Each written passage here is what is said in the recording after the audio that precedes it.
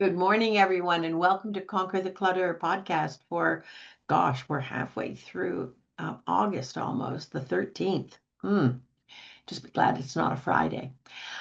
So we're going to continue with our series on anxiety, and we're going to add worry to it, all right? Because it's a combination that goes together very well. I'm not going to take credit for all of the information, but I am going to take credit for the way we apply it to the challenges that this group has. All right. So, in my research for today's podcast, I access the following. Okay?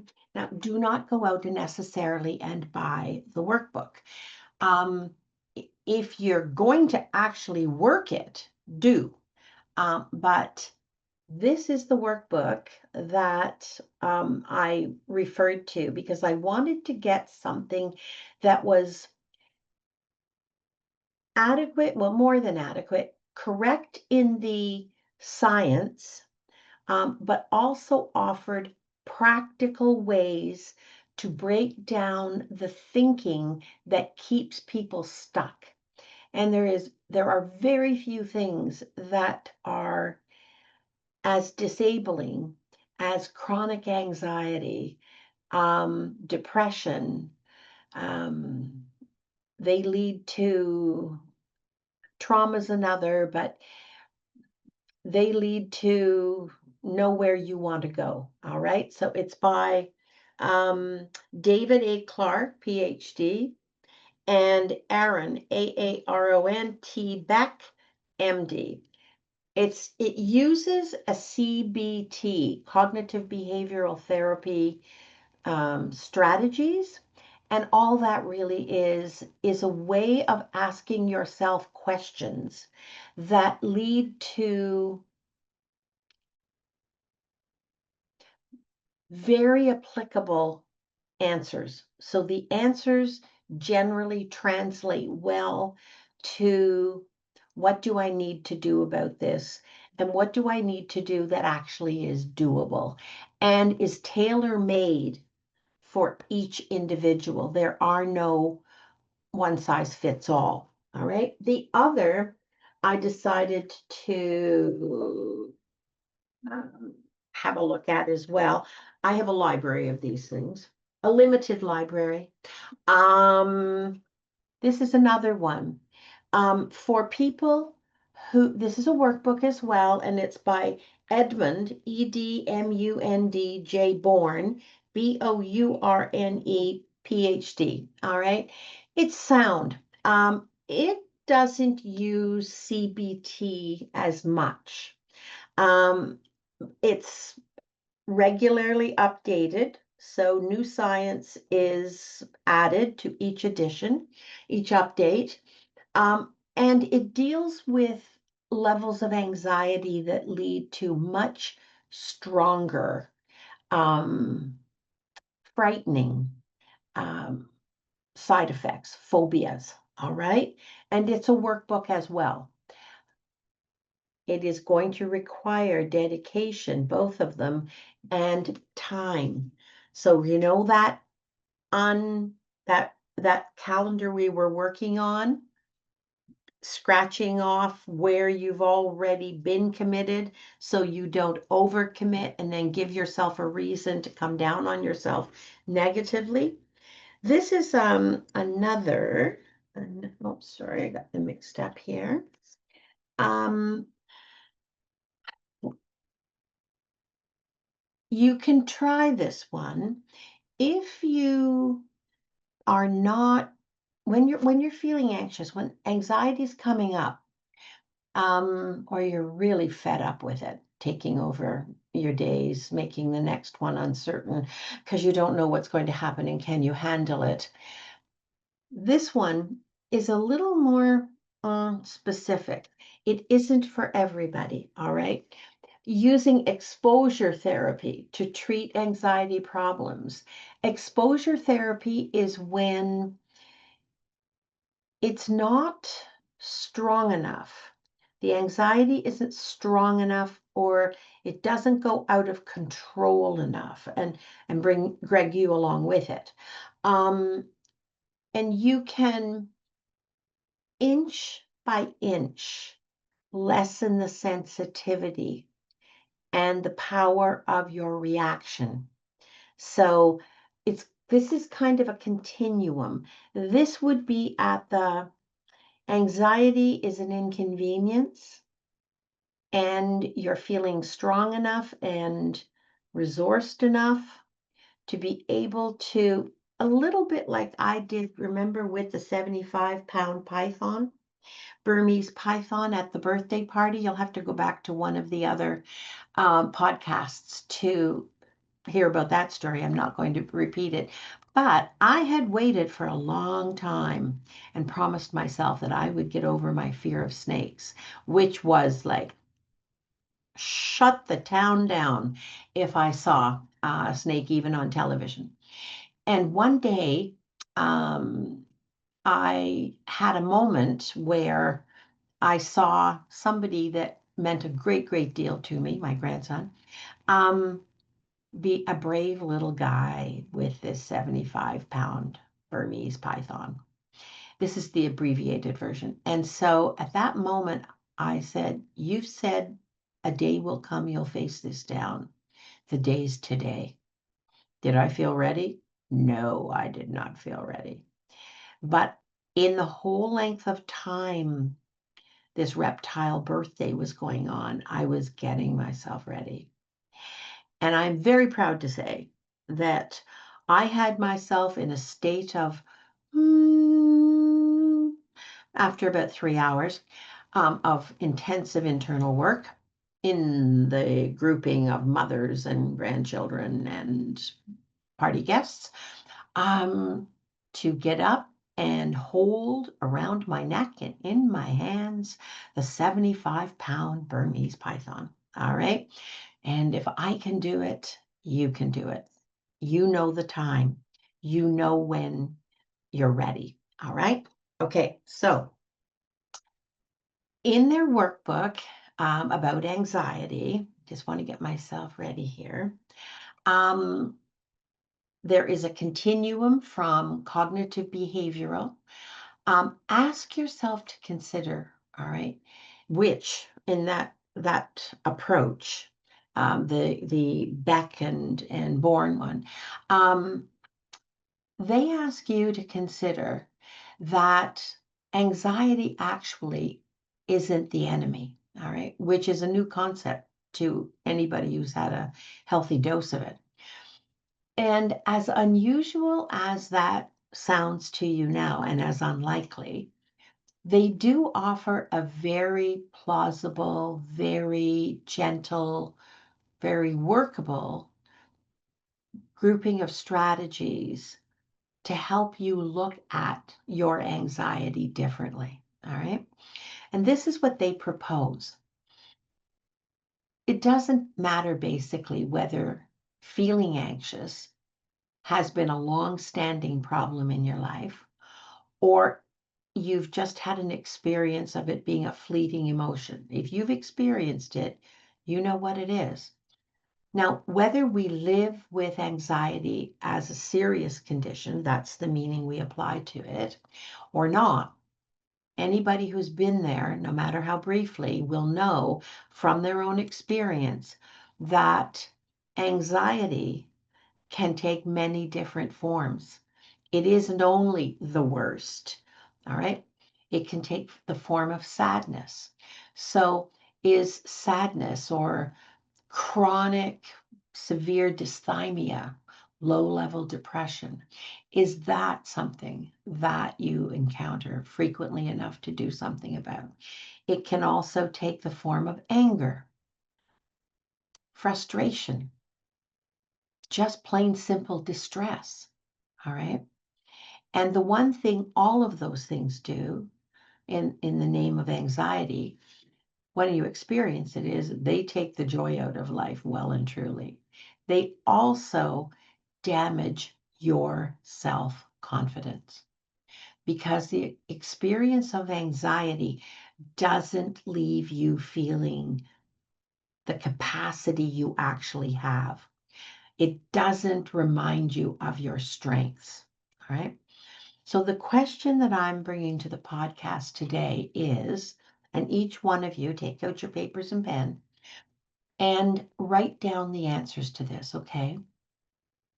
Is anxiety causing you to avoid places or experiences in your life? And while you're answering that, you might like to consider accessing whether part of that is avoiding people, all right? Especially when you prejudge that something will be anxiety producing.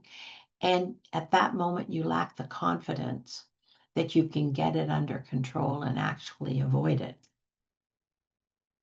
So let's pick up where we left off last week by starting to understand how the anxious mind actually operates. All right.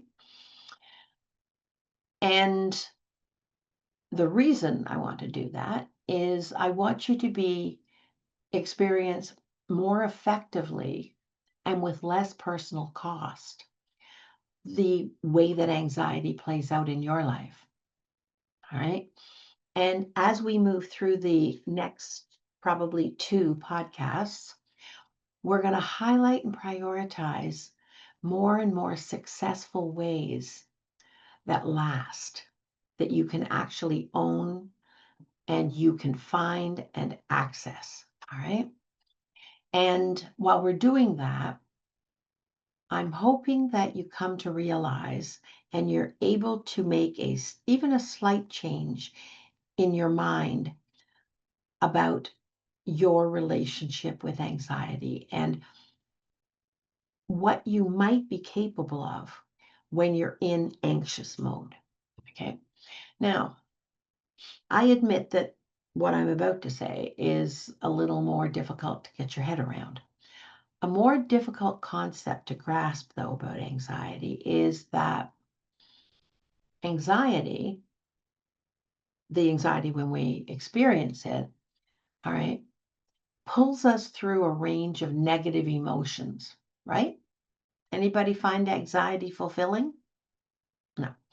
And so those experiences, though, and the fact that even if we're getting dragged along unwillingly, we are processing through that or progressing rather through that range of experiences, that can actually be helpful. It's unpleasant, but it can be helpful. It can be part of you getting a toehold on developing the skills through the strategies we're going to cover to avoid anxiety? Probably not. There are legitimate anxious experiences. I won't say in every day, but way too commonly. All right. So, what's your goal right now? You write down what is your goal in facing down, like I did the 75 Burmese python. I get a big kick out of 75 pounds. He was a heavy guy, I'll have to tell you. What's your goal in doing that? Because if you don't have a goal and there isn't an outcome that you're trying to reach, where's the motivation going to come from? Because it's going to be work. All right. Now, the authors of the workbooks, no matter what workbook, propose questions that you may not have asked yourself before. You may not have known to, or you may not have taken the time to really come to terms with it. And if you focus on them and you get your unique angle on the anxiety relationship, you are already starting to eliminate part of that anxiety. Information is powerful. Good sound information is the basis for each step you're going to take out of this being held hostage. randomly and suddenly. And it's also going to help you with something as mundane and everyday as worry. All right? Because all of the things we learn to do influence us in how we feel. So even partially more capable, like really realizing, I don't want to do this. I don't want this to happen. But you know what? The world is not going to come to an end as I know it. And gradually, more and more, you just claim back part of the territory in your life that anxiety costs you.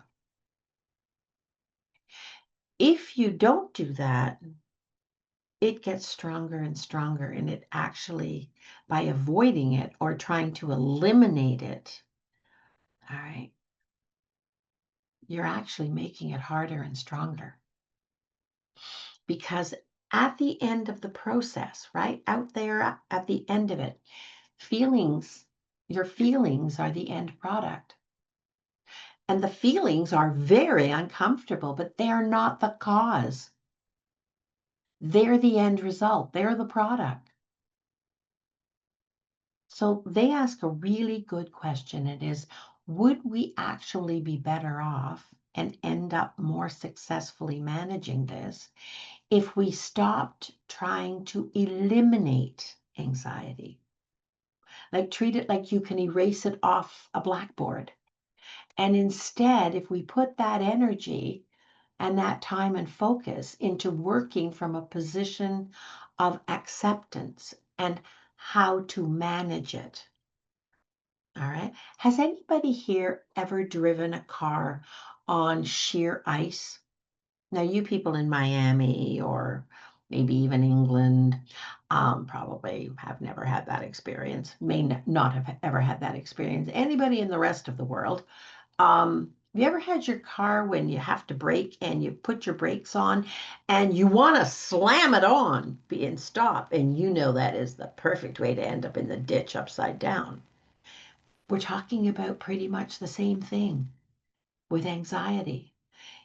You know, small doses of pumping and controlling, managing, not controlling, managing the panic you feel when you're losing control of that car on sheer ice. It's the same thing with anxiety and worry. By actually developing the skills to choose the way you're going to pump gently rather than slam your brakes on, as a strategy that you learn to develop and you use, you know it's always accessible. You also know that it's going to be very uncomfortable circumstances. This is not going to be I'm in charge moment. This is going to be just help me make this work. All right. Those are the kinds of strategies we're going to be talking about, but they require work and they require focus and practice. The first time you were on sheer ice, I'm sure you didn't just pull off the pump, pump, pump, pump, pump. All right. I know before I got the pump, pump, pump, pump, pump, I ended up in more than one snowbank. All right. Now, could have been worse, right? All right. So as you feel the ice or whatever in the part of the world you're coming from is your losing control of driving experience, as soon as that feeling, you know the feeling, and it's pretty much like anxiety, isn't it? All right, it's a really good mimic. It certainly is way beyond worry. All right. Worry is when you see what the weather forecast is. All right. And you know you have to go out on the road. Well, you have to go out on the road day to day in your life.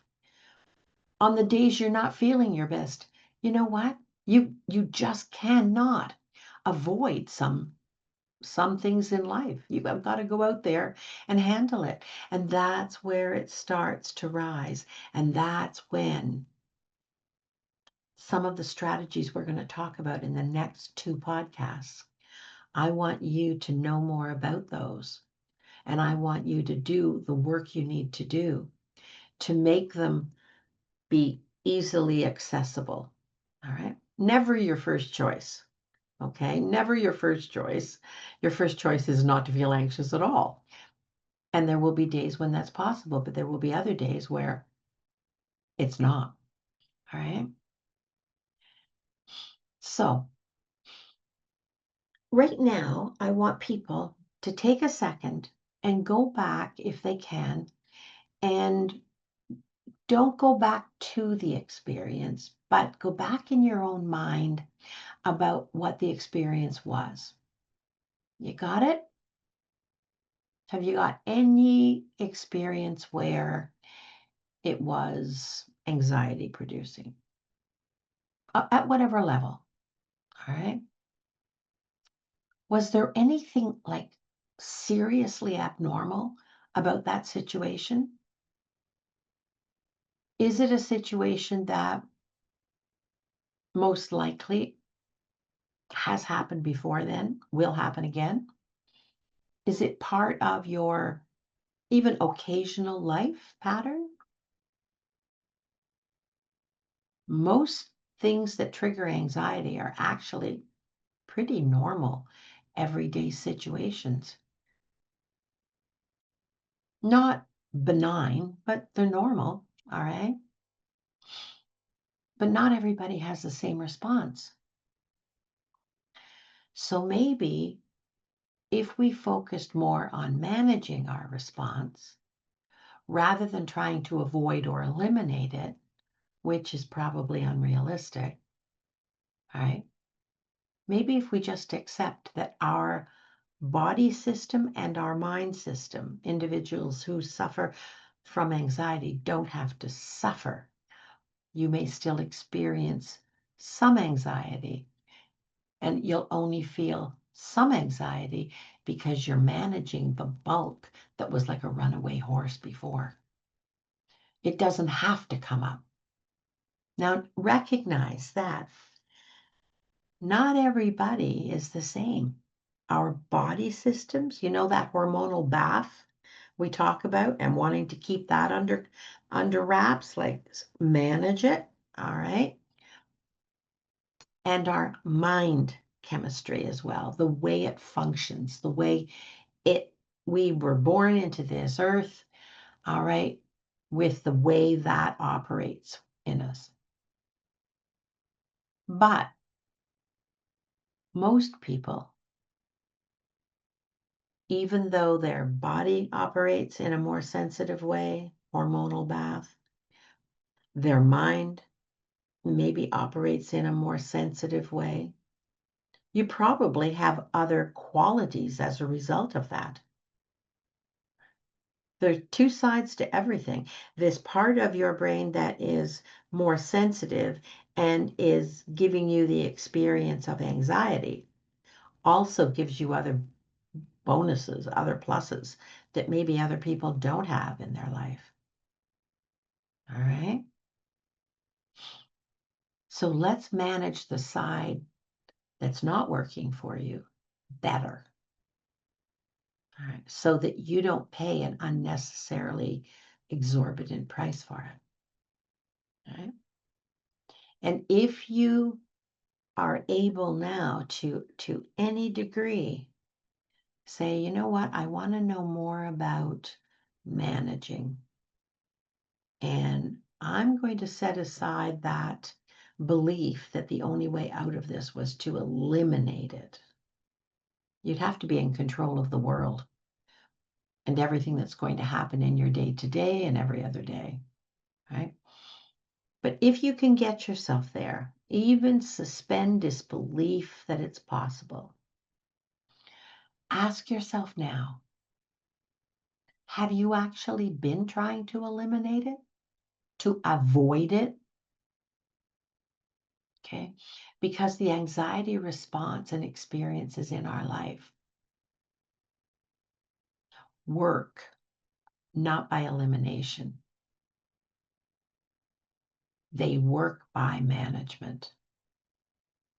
So, how well If there's any part of you holding on to, it would be a good idea to try to eliminate anxiety.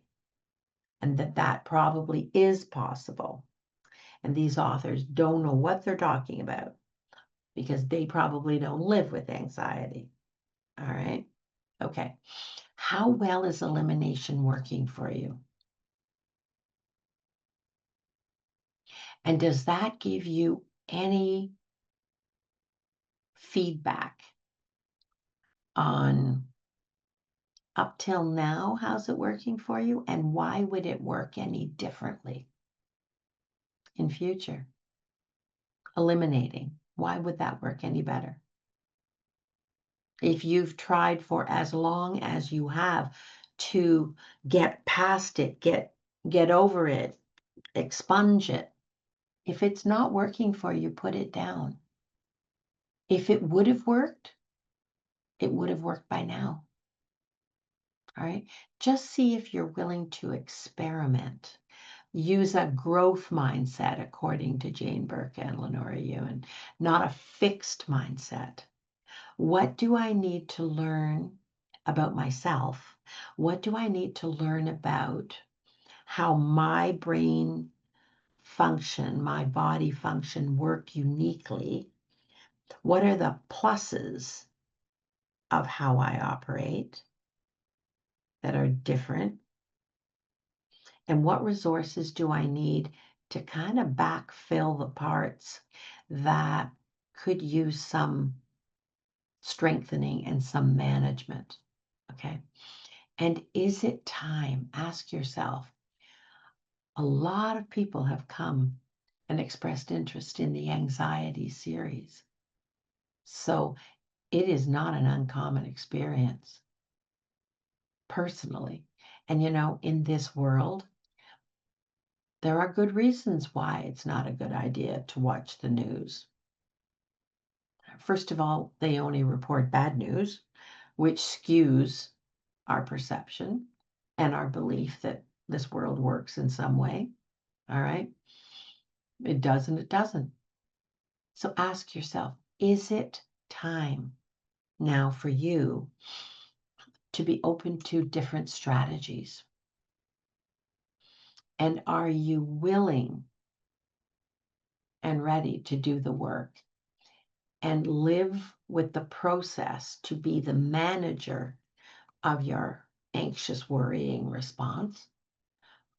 All right. To life events that are mostly unavoidable. All right. Think about it. Do you now, and have you been trying to eliminate it? Just be truthful with yourself. Don't just let that sit there, something you'll think about. Think about it right now. Are you hanging on for elimination? When I lick this thing. Okay. All right. And as similar situations and feelings begin to arise, think of the last one. How successful were you? Were you adequately successful at keeping it in check and and riding the wave rather than getting tsunamied by it? And as you're thinking back to that experience, as you anticipate and remember that, and you anticipate now, when can something like that happen again? What's the likelihood? Where was I? All the scrutiny of how did this go wrong? Now ask yourself, how uncommon, how not every day was the baseline of whatever that experience was? Not the experience of anxiety, but the experience that made you come face to face with your anxious response. How unusual right now on a scale of 1 to 10, 1 being absolutely um, unavoidable, not an everyday event at all. 10 being yikes. Okay. Where as you look back on it now, not feeling anxious. I'm hoping you're not feeling anxious right now. How did it rate? Was it pretty much not out of the realm of every day? And if you believed that you were doomed every time an experience like that happened, a place, a person, an event similar to that was going to happen, you are doomed to have that same anxious experience. How much more anxious do you think by the 6th, 7th, 8th, 9th, 10th eternity facing that experience, anticipating it? How much worse are you making the experience that you had on that day? How much worse are you? Now you've added anticipatory anxiety. The thing hasn't even happened. You get the call. Okay, you've got to go to Costco on a Saturday. I mean, who knows? Whatever it is, crowds, whatever it is. Do you realize that by deciding the event is the problem and the only problem, and you can't change that, so you are destined? Do you realize that you've just ramped up that anxiety? And you may be eliminating things from the range of choices you have. Wouldn't it be better to assume that, you know what, I've licked other things before pretty well. I haven't eliminated them, but they don't cost me what they cost me before. How much better would it be to even consider making the effort to do that? And that just by trying to eliminate anxiety, you might just have added an additional experience to your anxiety life. The pre-event time frame could be possible. It could be possible that by focusing on the anxiety, your response, you're actually focusing on the wrong side of the equation. Because eliminating anything is far more difficult, far, far, far more difficult than substituting other options. Right now, are you willing to consider that it would actually be a better idea for you to learn to substitute other options for the anxiety response? Now, I am not, in that context of what I've just said, I am not saying that when anxiety becomes severe and persistent, out of proportion to the actual situation you're facing, all right? I'm not saying that that was a failure, because it certainly has by that point become unhealthy, out of control, rampant anxiety. I'm interested in the chat box and I will check it, all right, at the end of the podcast. I want to ask you, what did you rate that last experience from 1 to 10? How intensely and out of control did you experience it? And is that good enough when you decide that that range is the best you can do and anxiety shows up and plays out again? Are you signing up for exactly the same range of response? Why would you do that? So let's talk a little more and define our terms, okay, of the range of anxiety. Mild anxiety, for instance. You know, mild anxiety is kind of shows up when you struggle, all right? Um, and you do a little bit of worrying. How many times have you stopped to realize that sometimes that anxiety experience, as intense as it was actually quite brief. And you're holding on to the aversion, right? If you were to face that experience again, would it be as intense? Even if it was just mild, do you believe you could make it milder? Have you learned anything from that experience? That last anxious experience, have you learned anything? And is there any part of the learning that you've done by exposure to experience that you can see now actually is helpful? So when you put it in that context, does it at all change how you rated that experience? Did you learn anything from it? Okay. So the authors of the workbook that I showed you define mild anxiety as the following. Okay. That you have a noticeable feeling of apprehension and unease. It doesn't take over, but it's a feeling. Okay. And the more imminent the experience, the event, whatever, and the more you think about it and stay in the moment of the anxiety, the more it increases. But it increases not just your experience, it increases your whole body and mind arousal, and it increases your tension. And when you're tense, you reduce your versatility in choosing other ways to see things, the meaning you give it, and how you can respond to it. So some of those might be something like the thought of having a possible negative outcome for you or somebody else, um, in just even day-to-day things. All right. Looking at your budget, um, solving a problem.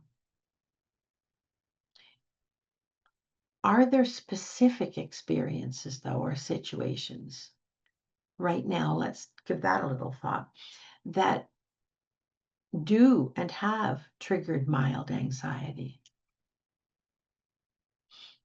Are there some that you can predict? And I'd be interested in knowing what those are in the chat box. I only have 10 questions or comments in the chat box. People, as you're thinking about this, put it in the chat box. That's going to help me understand how to tailor the next two podcasts. How many people, hands up, all right, find that attending social events involving people you don't know, and the need for conversation or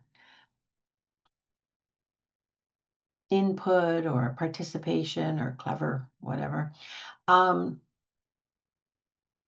is something that is mildly like, how many people find public speaking up in a meeting or a group or you have a gathering and somebody says something and comments are asked for or feedback? How many people find that a little anxiety producing?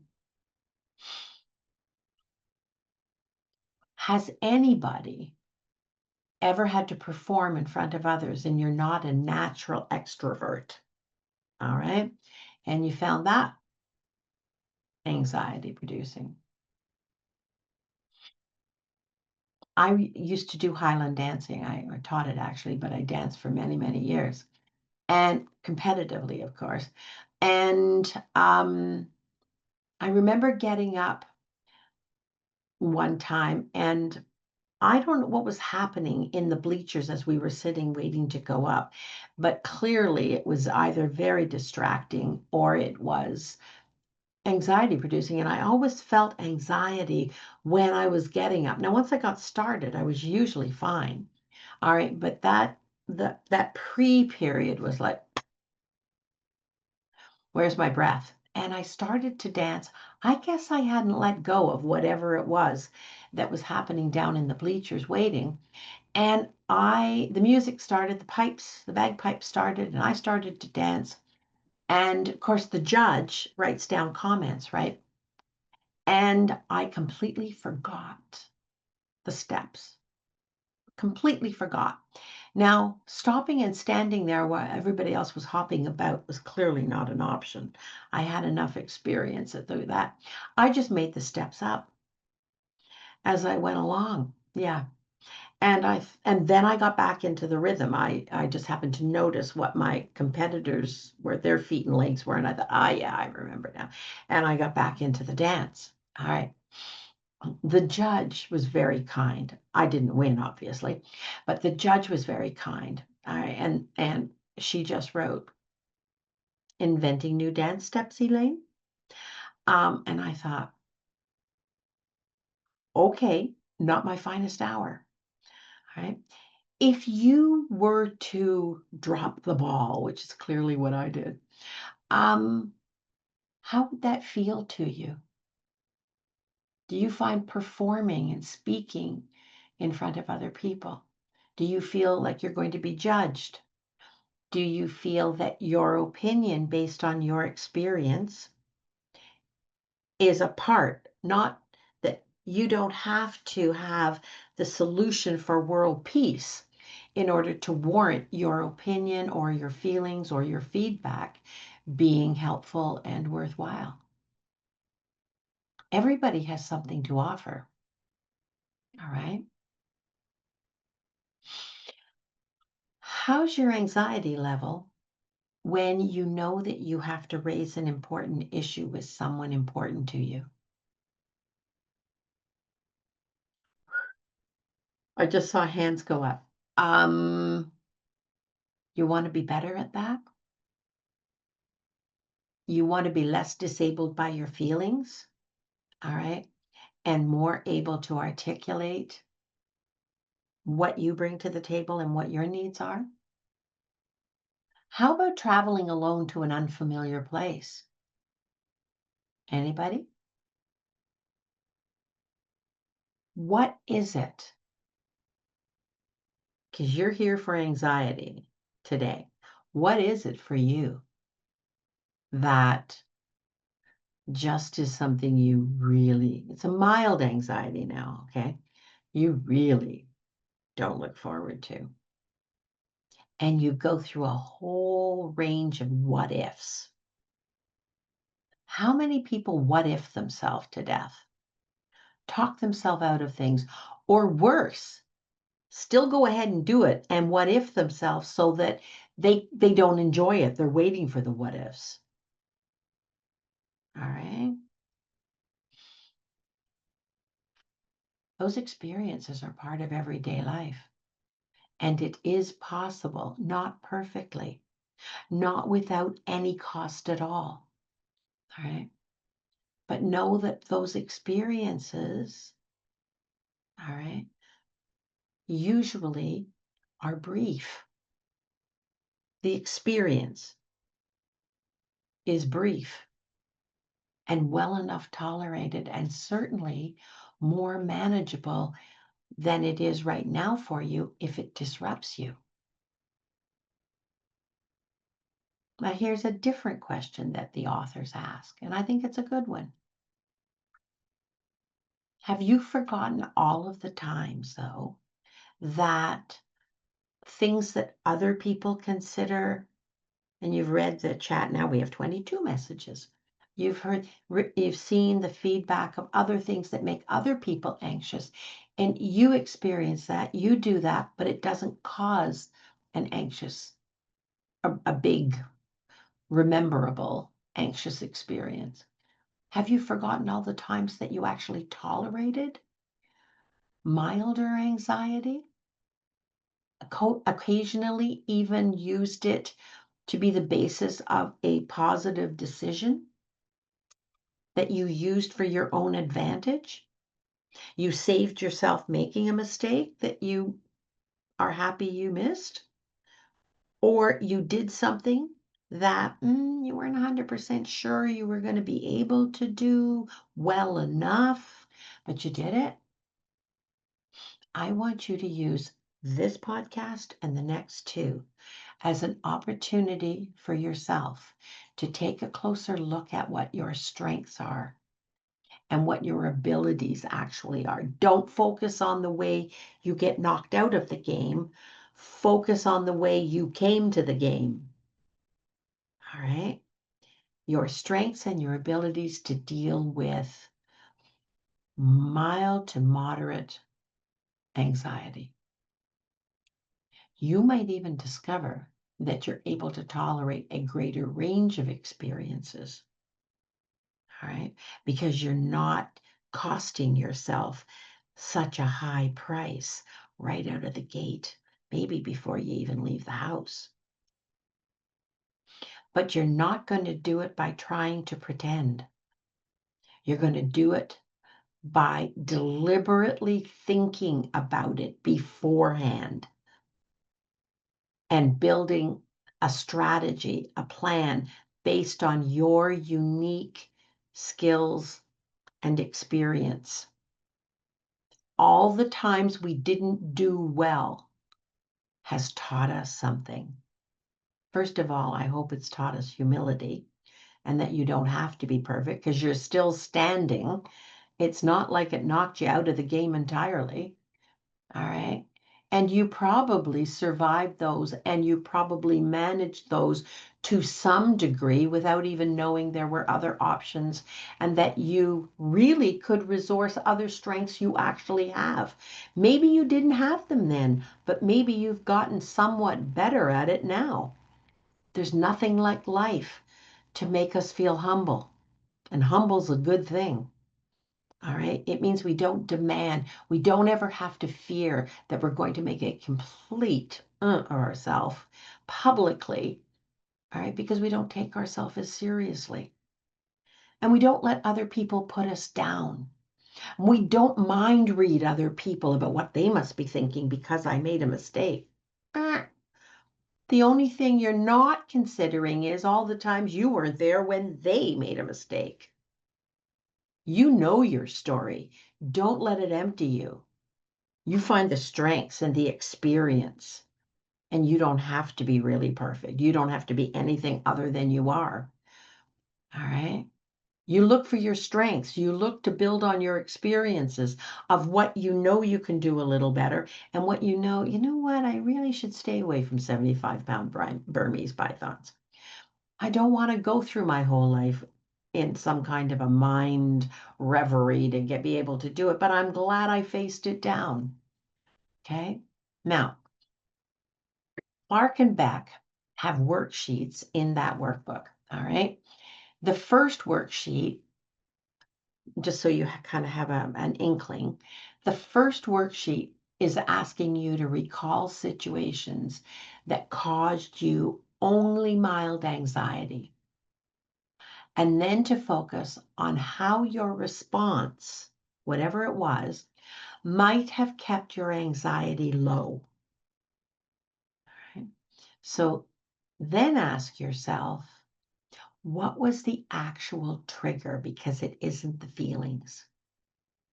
What was the actual trigger that made you engage in anxious thinking? What for you, and it will be maybe unique to you, what set off that trigger and alerted you to impending feelings, what you anticipated? Because whatever you anticipate is likely to have happened. We can make things happen by the meaning we apply to it. Where did you feel it in your body? How did you feel it? Okay, and take a moment now and ask yourself, what did I feel and where did I feel it? Because that's where we need to keep an eye on things. And we're talking about mild anxiety here. Were there any ways, and if there were, how did the anxiety, mild anxiety, actually perhaps help you? Did it help you fine-tune a plan? You realized that something was missing. You realized you didn't have quite enough information. You realized you had bad information. All right. Did it give you a heads up about anything? Something that, ooh, if I did that, that would make it better. Or, ooh, glad I missed that opportunity. Headed it off at the pass. Did it remind you to do something about it? Find a source for better information. Call a friend. Was there any way at all that you came out of that situation even the tiniest bit better and a little more prepared and aware for the next time? It's homework time. I'm going to ask each of you this upcoming week to reflect every single day. All right. So you'll be adding a new piece to the not available time for other things. All right. All right. And I want you to ask yourself about if there are any instances of anxiety that have happened in the week, that are happening in the week, even, how would you rate them? We've got to get every anxious feeling can't be 100. It can't be maximized because it's uncomfortable. All right. I want you to be aware of there is a range. And if you broke them down into 3 steps, all right, what happened? Where did I feel it? What did I feel and where did I feel it? Okay. And then rate it again. Did it turn out to be manageable? And to what degree? And maybe if there were a few repeats, because day-to-day life isn't that different, was one of the next events sometime in the week, maybe was it a little less fearful as you anticipated it? You know, when you felt that first stirring of, oh, this isn't really something I want to do. Oh, there's going to be a problem. By rating things, by asking yourself to be aware of where, how, and what is happening in you, did you actually give yourself more to work with to realize, you know what?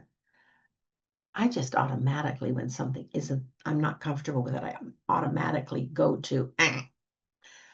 And you know what? That's too high a price to pay. Because it's not like it's going to stop it if it's a day-to-day event, you know? Okay. In any way, did your asking yourself and being more in touch with what happened? What did I feel? Where did I feel it? All right. Did that help you to prepare for something that before you just would have reacted to? And are you actually better off knowing in advance the answers to those questions as they apply to low-level mild anxiety? All right. And next week, we will look at severe anxiety. Now, in the few minutes we have, I think we've got 4 minutes.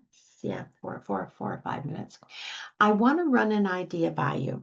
So, the library, this past 2 weeks, I've done kind of an inventory of the library of podcast recordings. And people do go back and listen to them again or watch them, but they don't do it a lot. All right. I think the highest one, I don't even remember which one it is. I have it on my list. Had 15 views.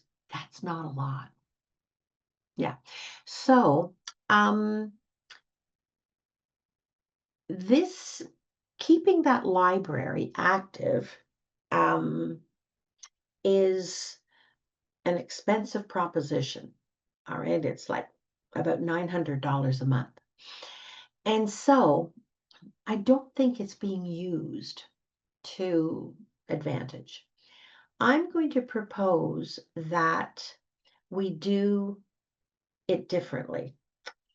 And that is that we record the videos, they go on the library, but that I take all of the videos that are more than 6 months old.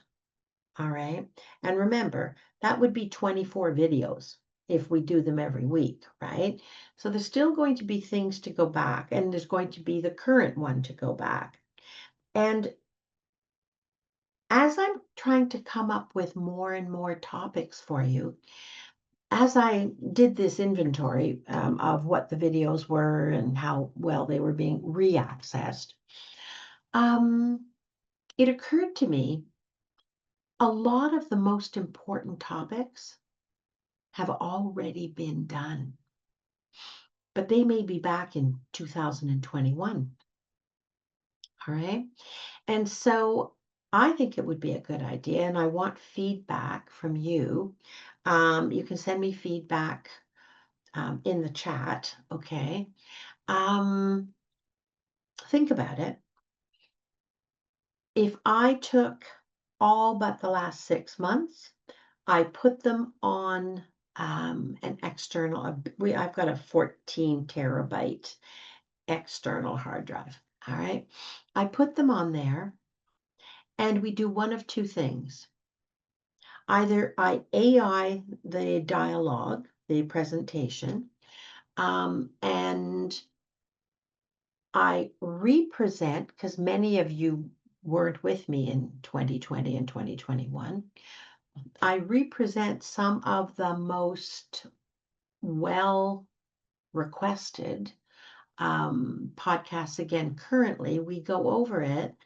And even if you were part of the group going back that far, chances are there will be new um, awareness that is being produced because you've had more experience with a lot of other things. And many of you have taken the workshops that I offer, which will be again in the fall, late fall.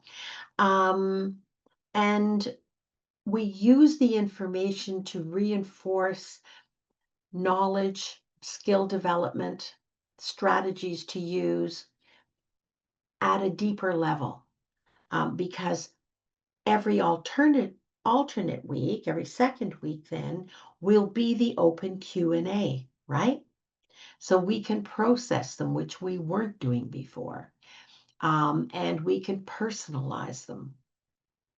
So for you, because each person here, how many people are here today? Let's have a look. I don't know. I got this down here. 44 people here today. Okay. So if 44 people bring 44 questions and 44 experiences, I think that will add immensely to the applicability of what that sound information. All right.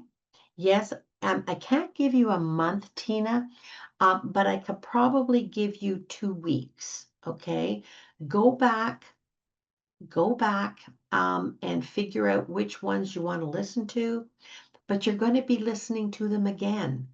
All right. Because I'm going to start from a revisit of some basic information, so that everybody can play catch up. All right. So I now have 34 questions. I'm going to leave that open So it's already decided. Pretty much already decided. Yeah, it's either that, Tina, or I have to put a cost to the podcast, and I don't want to have to do that. For me, that will exclude a lot of people. And yeah, that's not why I do this podcast. So I can keep this universally available, but not at 900 a month to me. Okay. And it's for storage. And Tina, people aren't going back. Okay. They're not going back to the podcasts because who knows why. All right. Maybe they got everything they needed out of listening the first time. Um, so yeah, I think the numbers speak to the volume of people who go back and actually listen to old podcasts. All right. Okay. So we've got 2 weeks. If you um, want to shut the blinds, turn off the TV, and go back over those podcasts, um, maybe you could also tell me, and that would be a big help to me, um, kind of as a payoff for doing this. Maybe you could tell me which ones you'd want to have reworked. And remember, there'll always be something new added, but the basic information about whatever it is, um, there just aren't that many new topics. And because hoarding is and clutter isn't an expanding phenomena, all right? It's not like politics, all right? So what works, works. And it's based on sound information. So the sound information will be represented. And the next week, we will be doing something that is very new to this year, and that is every second week will be processing Q&A. Okay, that information or something else you're now encountering. It's not counseling, okay, because you and I don't have a therapeutic contract of relationship and responsibility. It is coaching. All right. So I wait for your feedback. What was that? I'm guessing what? Let me have a look here to see where we are. All right, now send feedback. Okay, where are we? I don't know. Where are we? Okay, I don't know. All right. Okay, I see it here. Good there. Okay. Um,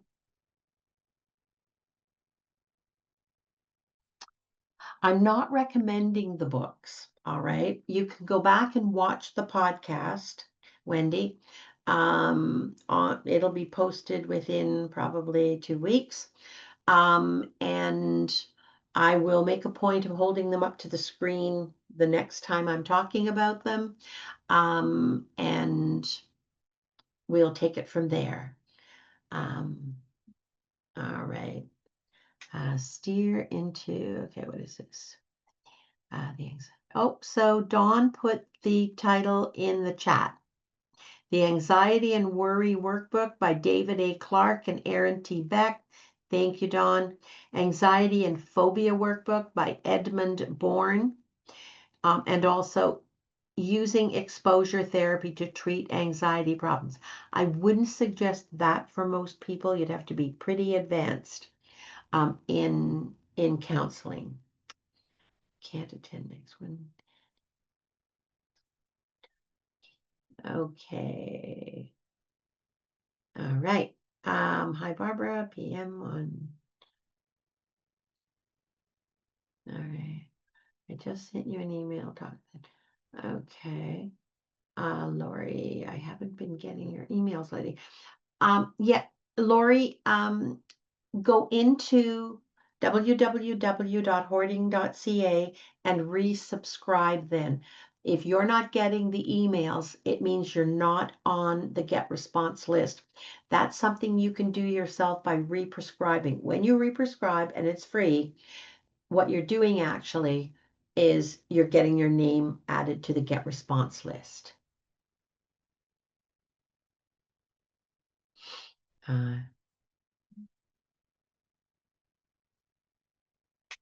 Okay.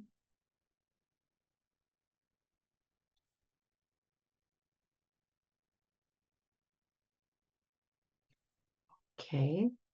Thank you for adding the ways that sometimes the anxiety is being prompted. Public speaking B has to be the number one. All right, has to be the number one. Maybe we could do something on public speaking. I'm going to have a look at these and download this.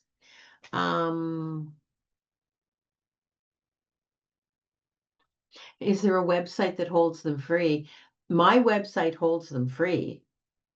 It's the business that provides security so that they can't be hacked and changed and AI'd, and somebody can't use them who knows nothing about hoarding.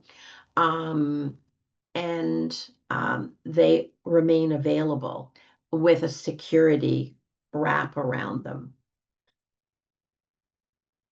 Okay. Earliest podcasts don't have a subject line. Yeah, I know, Marion. We didn't learn that people wanted to go back to watch the first ones until a little later on when we started so it isn't even. I mean, the first ones, that's true. However, there have been 4 years after that. And for a podcast to the highest number of viewings was 12 or 15. That, one here, one there, that does not support that kind of a monthly. Just add that up, $900 times 12 months. All right, it's not 900 a year, it's 900 a month. And so if people aren't using it, that is not the best use of resources to bring information to people currently. Okay. Okay. Yeah. 179. Yeah, Kim, 179 videos. Okay. All right. I'm going to go now because I'm off to help somebody figure out next steps. So you folks take care. I'll be thinking about you and I'll be looking for your feedback. Take care, everybody. Make it a good one. Can you do it? Yes, you can. Yes, you can.